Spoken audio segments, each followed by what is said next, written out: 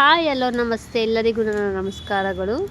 ನಾನು ನಿಮ್ಮ ಶಿಲ್ಪಾ ಗೌಡ ಮಾತಾಡ್ತಾ ಇರೋದು. ಎಲ್ಲರೂ ಹೇಗಿದ್ದೀರಾ? ಐ ಹೋಪ್ ಎಲ್ಲರೂ ಚೆನ್ನಾಗಿದ್ದೀರಾ ಅಂತ ನಾನು ಅಂದ್ಕೊಂಡಿದ್ದೀನಿ. ನಮ್ಮ ಅಕ್ಕ ಮನೇಲಿ ವರಮಹಾಲಕ್ಷ್ಮಿ ಹಬ್ಬ ಇಟ್ಕೊಂಡಿದ್ರು. ಅವರು ಹಬ್ಬಕ್ಕೆ ಅಂತ ಕರೆದಿದ್ರು.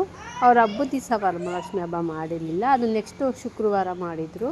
ಅದಕ್ಕೆ ನಾನು ನಮ್ಮ ಯಜಮಾನರು ಅವ್ರ ಮನೆಗೆ ಹೋಗ್ತಾ ಇದ್ದೀವಿ. ಈಗ ಹೋಗಿದ ತಕ್ಷಣ ನಮ್ಮ ಅವರು ನಾಯಿ ಸಾಕಿದ್ದಾರೆ, ಅದು ಓಡಿ ಬಂತು ನೋಡಿ. ಅದು ಪೆರಿ ಅಂತ ಇದು ಹೆಸರು.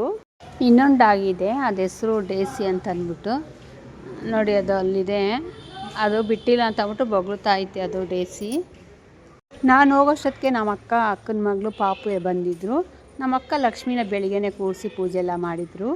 ಅಡುಗೆ ಏನು ಮಾಡಿದ್ದಾರೆ ಅಂತ ಅಡುಗೆ ಮನೆಗೆ ಹೋದೆ.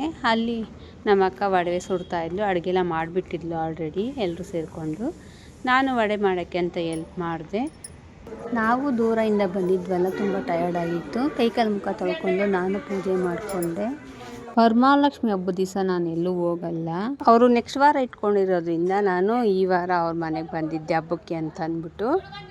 ನಮ್ಮಕ್ಕ ಕಂಕಣ ಕಟ್ತಾಯಿದ್ಲು ಎಲ್ಲರಿಗೂ, ಆಗ ಅವ್ರ ಯಜಮಾನ್ರಿಗೂ ಕಟ್ತಾಯಿದ್ಲು. ಅವ್ರ ಯಜಮಾನರು ರೇಗಿಸ್ತಾಯಿದ್ರು, ಭೀಮನ ಅಮಾವಾಸ್ಯೆಗೆ ಪೂಜೆ ಮಾಡಿಲ್ಲ, ಈಗ ಬಂದು ಕಂಕಣ ಕಟ್ತಾಯಿದ್ದೀಯ ಅಂತ ಜೋಕ್ ಮಾಡ್ತಾಯಿದ್ರು.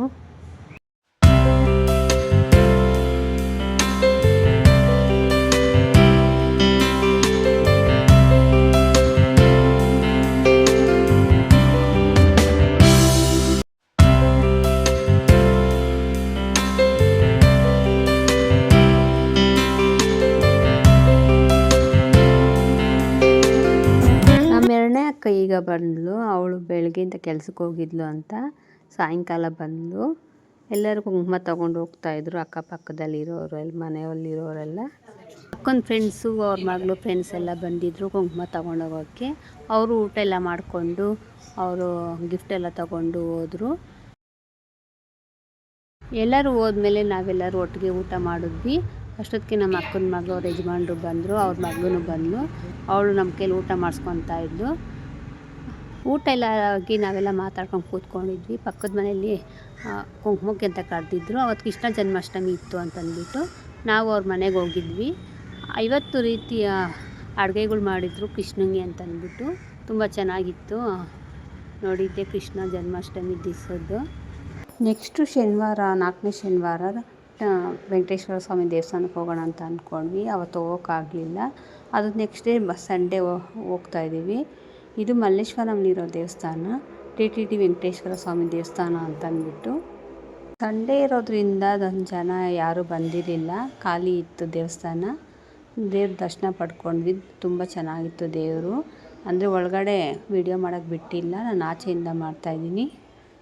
ದೇವಸ್ಥಾನದ ವಿಶೇಷ ಏನು ಅಂತಂದರೆ, ನಾವು ದೊಡ್ಡ ತಿರುಪತಿಗೆ ಹೋಗಬೇಕು ಅಂತಂದರೆ ಈ ದೇವಸ್ಥಾನಕ್ಕೆ ಬಂದುಬಿಟ್ಟು ಟಿಕೆಟ್ ಬುಕ್ಕಿಂಗ್ ಮಾಡ್ಕೊಬೇಕು. ಈ ದೇವಸ್ಥಾನ ಬೆಂಗಳೂರಿನಲ್ಲಿರೋ ಮಲ್ಲೇಶ್ವರಂನಲ್ಲಿರೋದು. ದೇವರ ದರ್ಶನ ಮಾಡಿಕೊಂಡು ಆಚೆಗಡೆ ರಾಧಾಕೃಷ್ಣನ ವಿಗ್ರಹ ಇತ್ತು, ಅದಕ್ಕೆ ನಮಸ್ಕಾರ ಹಾಕ್ಕೊಂಡು ಆಚೆಗಡೆ ಬಂದ್ವಿ. ಆಚೆಗಡೆ ಬಂದರೆ ಮಳೆ ಹನಿ ಬೀಳ್ತಾ ಇತ್ತು. ನಾವಲ್ಲೇ ಸ್ವಲ್ಪ ಹೊತ್ತು ವೇಟ್ ಮಾಡಿ ಕ್ಯಾಬ್ ಮಾಡಿಕೊಂಡು ಮನೆಗೆ ಬಂದ್ವಿ. ಈ ನನ್ನ ಹಬ್ಬದ ಲಾಗ್ ಹೇಗಿತ್ತು ಅಂತ ಕಾಮೆಂಟ್ ಮಾಡಿ ತಿಳಿಸಿ. ನಿಮ್ಮೆಲ್ಲರಿಗೂ ಆ ಲಕ್ಷ್ಮಿಯ ಹಾಗೂ ವೆಂಕಟೇಶ್ವರ ಸ್ವಾಮಿಯ ಆಶೀರ್ವಾದ ಸಿಗಲಿ ಎಂದು ಕೇಳಿಕೊಳ್ಳುತ್ತಾ ಈ ನನ್ನ ಲಾಗನ್ನು ಮುಗಿಸುತ್ತಿದ್ದೇನೆ.